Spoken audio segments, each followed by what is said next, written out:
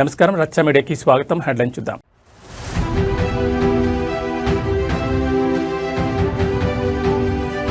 విజయవాడలో సీఎం చంద్రబాబు జోష్, గిరిజనులతో కలిసి డప్పు కొట్టిన ముఖ్యమంత్రి.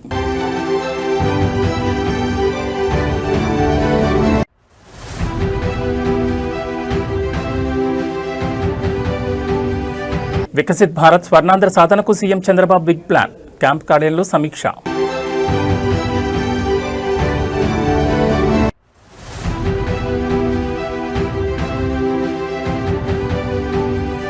రెండేళ్లలో గాల్లో ప్రయాణం, వచ్చే ఏడాది టెస్టింగ్ డ్రైవ్ స్టార్ట్ అంటున్న పౌర విమానయాన శాఖ.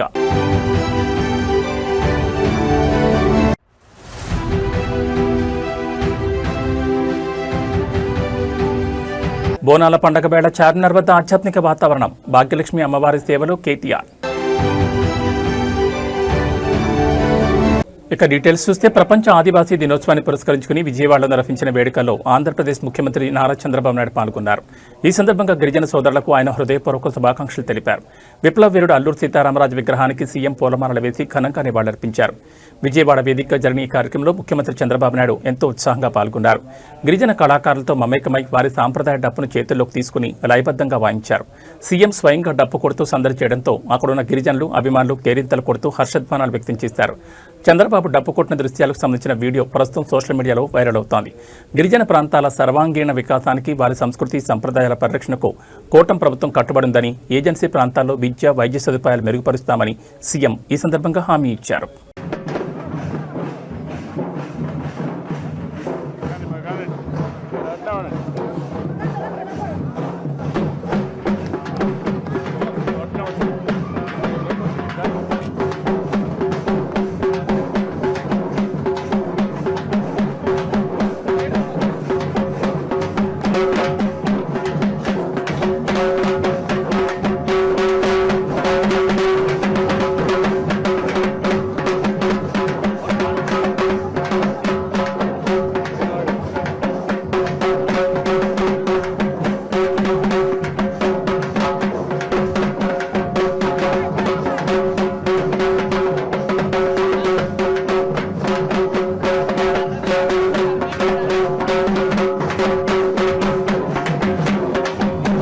దేశ నిర్మాణంలో ప్రతి ఒక్క పౌరుని భాగస్వామిని చేసేలా పార్ట్నర్స్ ఇన్నోవేషన్ బిల్డింగ్ కార్యక్రమాన్ని చేపట్టాలని ఆంధ్రప్రదేశ్ ముఖ్యమంత్రి చంద్రబాబు పిలుపునిచ్చారు. స్వాతంత్ర్యం సిద్ధించి 80 ఏట అడుగుపెడుతున్న శుభతరుణంలో 2047 నాటికి వికసిత్ భారత్ స్వర్ణాంధ్ర లక్ష్యాల సాధనకు ప్రజా భాగస్వామ్యంతో ప్రత్యేక కార్యక్రమాలు రూపొందించాలని క్యాంపు కార్యాలయంలో నిర్వహించిన ఉన్నత స్థాయి సమీక్షలో సీఎం దిశానిర్దేశం చేశారు. ఆగస్టు 15 స్వాతంత్ర్య దినోత్సవ వేడుకల నిర్వహణతో పాటు ప్రజల్లో జాతీయ చైతన్యం నింపేలా కార్యక్రమాలు చేపట్టాలని సీఎం ఆదేశించారు.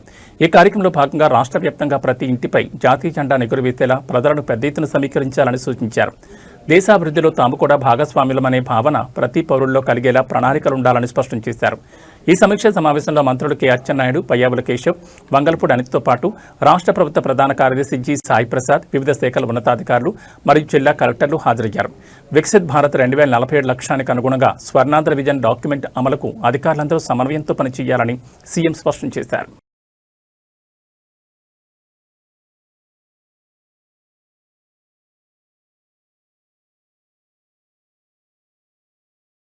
దేశంలో రవాణా రంగంలో సరికొత్త విప్లవం రాబోతోంది. రాబోయే 2 ఏళ్ల వ్యవధిలోనే భారతదేశంలో ఎలక్ట్రిక్ ఎయిర్ టాక్సీలు అందుబాటులోకి తీసుకొస్తామని కేంద్ర పౌర విమానయాన శాఖ మంత్రి రామ్మోహన్ నాయుడు సంచలన ప్రకటన చేశారు. పట్టణ రవాణాను వేగవంతం చేసేందుకు మరియు ట్రాఫిక్ సమస్యలకు చెక్ పెట్టేందుకు ఈ సాంకేతికత ఎంతగానో ఉపయోగపడుతుందని వెల్లడించారు. కేంద్ర పౌర విమానయాన శాఖ తెలిపిన వివరాల ప్రకారం ఎలక్ట్రిక్ వర్టికల్ టేకాఫ్ మరియు ల్యాండింగ్ అంటే ఈవీటీఓఎల్ విమానాలపై ప్రభుత్వం ప్రత్యేక దృష్టి సారించింది. హెలికాప్టర్ తరహాలోనే నిలువుగా పైకి లేవడం మరియు ల్యాండ్ అయ్యే ఈ విమానాలను వచ్చే ఏడాది నాటికి ప్రయోగాత్మకంగా పరీక్ష దశలోకి తీసుకువెళ్లేందుకు వేగంగా చర్యలు చేపడుతున్నారు. పెద్ద నగరాల్లో ట్రాఫిక్ చిక్కులను అధిగమించడానికి తక్కువ ఖర్చుతో పర్యావరణ రహిత వేగవంతమైన ప్రయాణాన్ని అందించడమే ఈ ఎయిర్ టాక్సీల ముఖ్య ఉద్దేశం. గగనతలంలో భద్రతా ప్రమాణాలు, అవసరమైన మౌలిక సదుపాయాలు మరియు నియంత్రణల విధానాలను పౌర విమానయాన డైరెక్టరేట్ జనరల్ వేగంగా చేస్తోందని మంత్రి రామ్మోహన్ నాయుడు వివరించారు.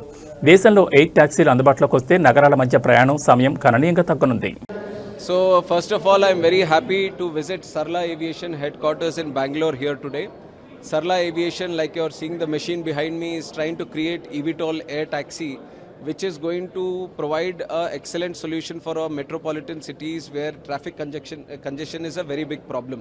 And other than that, they have multiple uses, let it be in medical evacuation, providing air ambulances and other kinds of cargo services also. Not only India, but the whole world is looking at these technologies. And I am proud to say that what Sarla Aviation has achieved in terms of building the prototype, the testing, the design organization approval, which we have given here today on behalf of DGCA, I think they have achieved tremendous success and progress.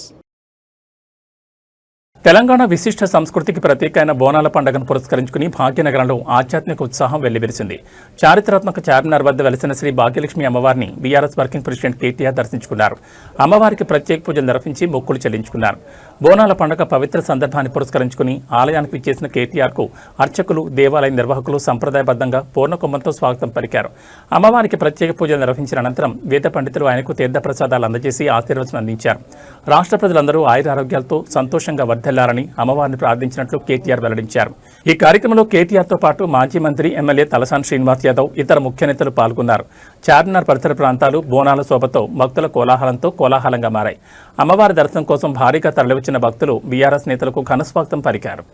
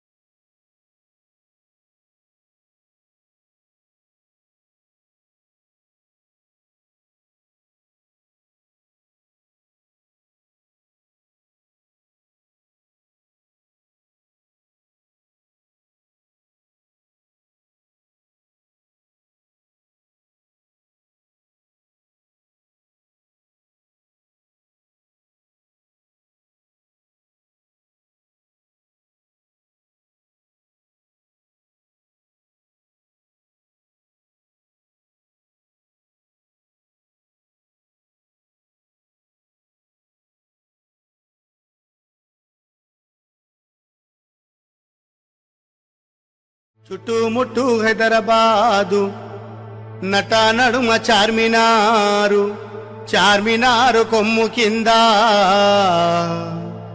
నువ్వు కొలువు తీరినావే బంగారు మైసమ్మ, నువ్వు కొలువు తీరినావే బంగారు మైసమ్మ. చుట్టుముట్టు హైదరాబాదు నట నడుమ చార్మినార్, చార్మినారు కొమ్ము కింద నువ్వు కొలువు తీరినావే బంగారు మైసమ్మ, నువ్వు కొలువు తీరినావే బంగారు మైసమ్మ.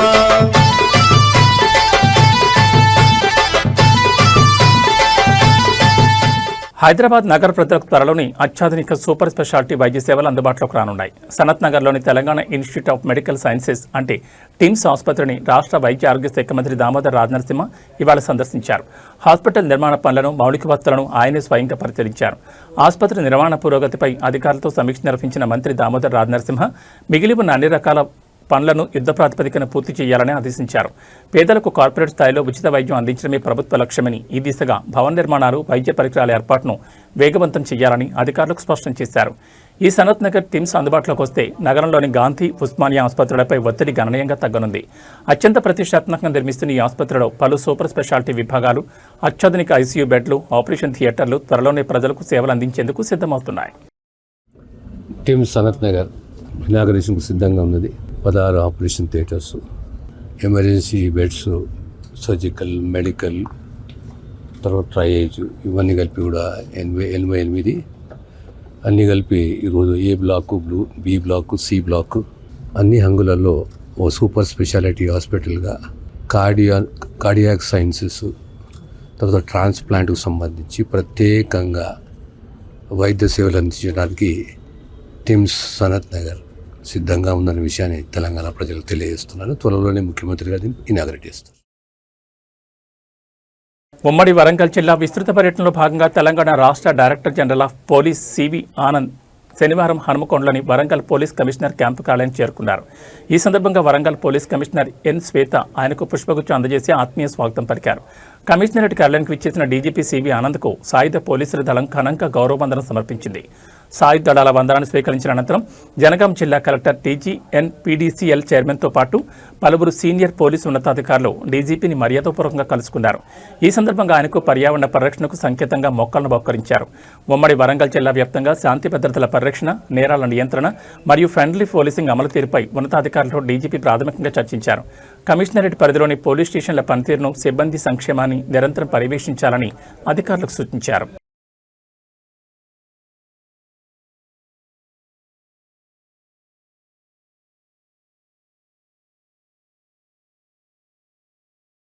మహిళలు కేవలం హక్కులకే పరిమితం కాకుండా దేశ భవిష్యత్తు నిర్ణయించే బలమైన రాజకీయ, సామాజిక శక్తిగా ఎదగాలని తెలంగాణ రాష్ట్ర పంచాయతీరాజ్, మహిళా శిశు సంక్షేమ శాఖ మంత్రి అనసూయ సీతక్క పిలుపునిచ్చారు.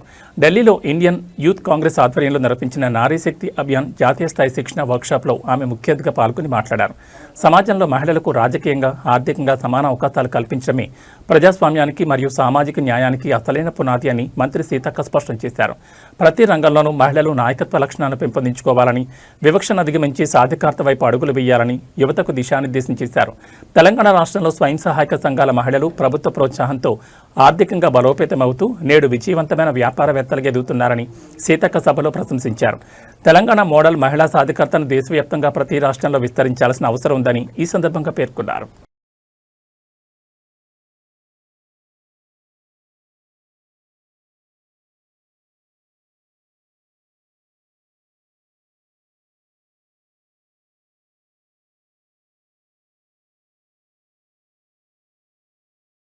కొమరంభీం ఆసిఫాబాద్ జిల్లాలో భారీ చోరీ కలకలం రేపింది. కాగజ్ నగర్ పట్టణంలోని బిజీ సెంటర్లో ఉన్న సంతోషిమాత గోల్డ్ షాప్లోకి రాత్రి వేళ దుండగులు చొరబడ్డారు.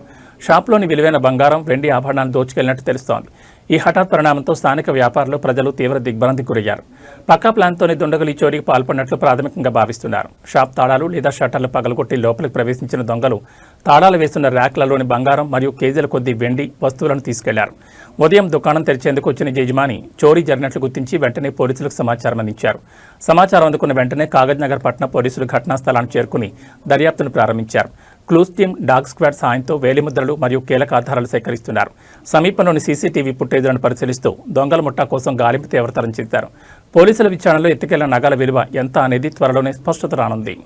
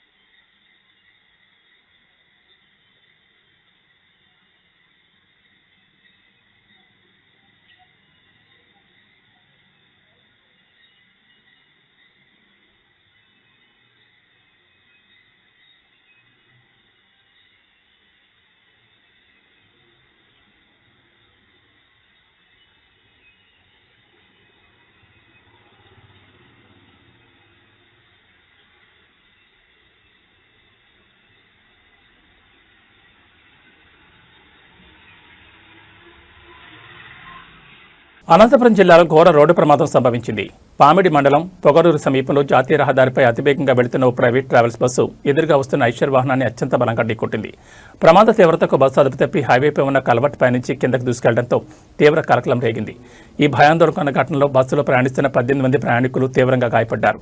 ఢీకొట్టిన తీవ్రతకు ప్రైవేట్ బస్సు మరియు ఐషర్ వాహనం ముందు భాగాలు నుచ్చునుచ్చాయి. గాయపడిన ప్రయాణికుల ఆర్తనాదాలతో ఆ ప్రాంతమంతా తీవ్ర విషాద ఛాయలు అలుముకున్నాయి. ప్రమాదంలో బస్సు, ఐషర్ డ్రైవర్లు తీవ్రంగా గాయపడి వాహనాల క్యాబిన్లు ఇరుక్కుపోయారు. సమాచారం అందుకున్న పోలీసులు, స్థానికులు హుటాహుటిన ఘటనా స్థలానికి చేరుకుని గ్యాస్ కట్టర్ల సాయంతో వాహనాల భాగాలను కట్ చేసి వారిని సురక్షితంగా బయటకు తీశారు.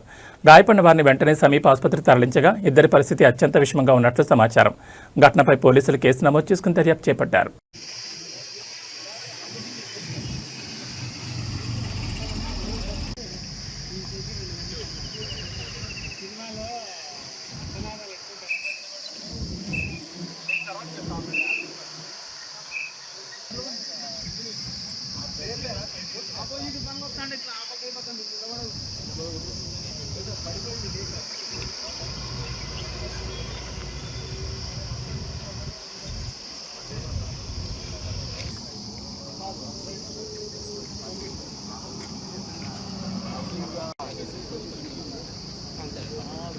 హైదరాబాద్ సంస్కృతికి ప్రతీకగా నిచ్చే బోనాల పండుగ సందడి పాత బస్తీలో అంబరానంటింది. చారిత్రాత్మక లాల్ దర్వాజా సింహవాహిని మహంకాళి అమ్మవారిని Tollywood hero Vijay Deverakonda, star director Sandeep Reddy Vanga మరియు యంగ్ హీరో ఆనంద్ దేవరకొండ దర్శించుకున్నారు.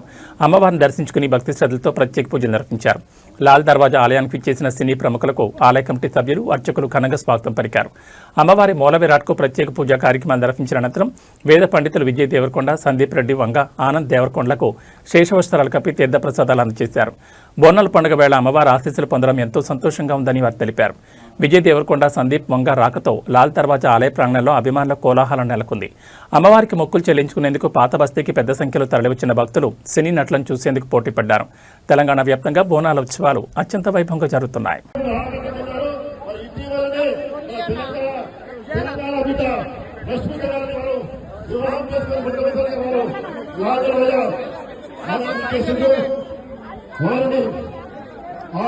మాజీ చైర్మన్ వెంకటేష్ గారు శాల్వాతో సన్మానిస్తున్నారు.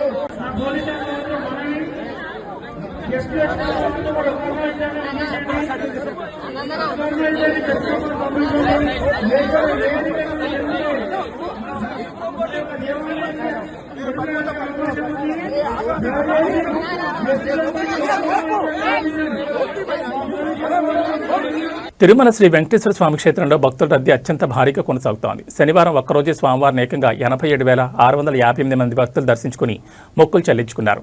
భక్తుల సంఖ్య విపరీతంగా పెరగడంతో తిరుమలలోని అన్ని కంపార్ట్మెంట్లు పూర్తిగా నిండిపోయాయి. టోకెన్ లేని భక్తులకు శ్రీవారి సర్వదర్శనానికి ప్రస్తుతం 20 నుంచి 24 గంటల సమయం పడుతోంది. వైకుంఠం క్యూ కాంప్లెక్స్లోని కంపార్ట్మెంట్లన్నీ భక్తులతో కిటకిటలాడుతుండటంతో క్యూ లైన్లు వెలుపలకు వచ్చి గోగర్భం డ్యామ్ సర్కిల్ వరకు చేరుకున్నాయి. క్యూ లైన్లలో వేచి ఉన్న భక్తులకు టీటీడీ సిబ్బంది నిరంతరం అన్నప్రసాదాలు, పాలు, త్రాగునీరు అందిస్తున్నారు.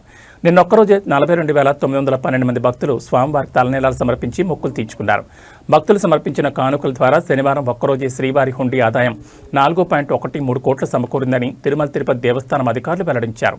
రద్దీ దృష్ట్యా తిరుమలకు ప్రయాణమయ్యే భక్తులు సమయాన్ని గమనించి తగిన ఏర్పాట్లతో రావాలని టీటీడీ విజ్ఞప్తి చేస్తోంది.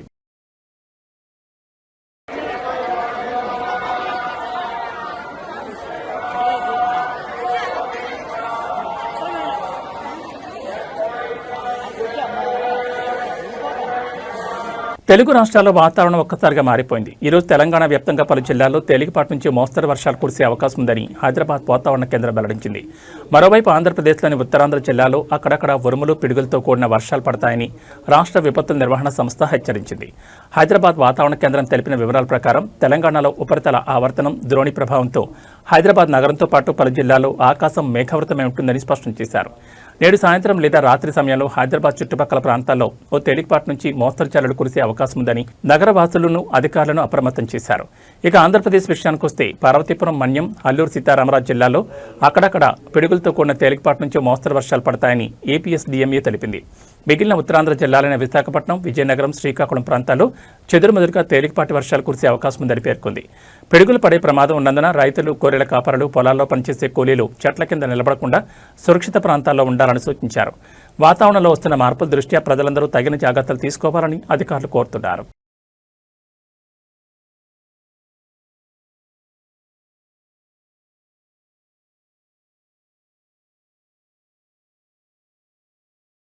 ఏబీ బులెటిన్ విశేషాలు. నమస్కారం.